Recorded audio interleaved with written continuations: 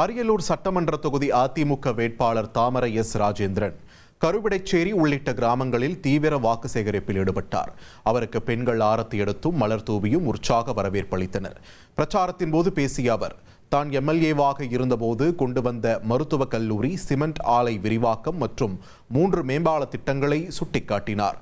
மேலும் தான் வெற்றி பெற்றால் அரியலூரில் நவீன விளையாட்டு அரங்கம் மற்றும் மேடை அமைத்து தரப்படும் என்றும் உறுதியளித்தார்.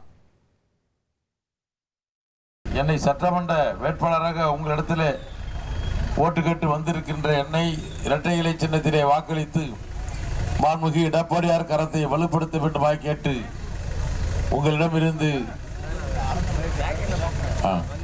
உங்களுடைய கோரிக்கையாக இங்கே அரங்கமேடையும் விளையாட்டு அரங்கமும் கேட்டிருக்கிறீர்கள். நான் அதை ஒவ்வொன்றாக செய்து தருவதற்கு முயற்சி எடுப்பேன் என்று கூறி இரட்டை இலைக்கு அனைவரும் வாக்களிங்கள். இனி செல்லும் இடமெல்லாம் செய்தி. தந்தி டிவியின் வாட்ஸ்அப் சேனலை ஃபாலோ பண்ணினா செல்ல இருக்கும் இடமெல்லாம் செய்தி.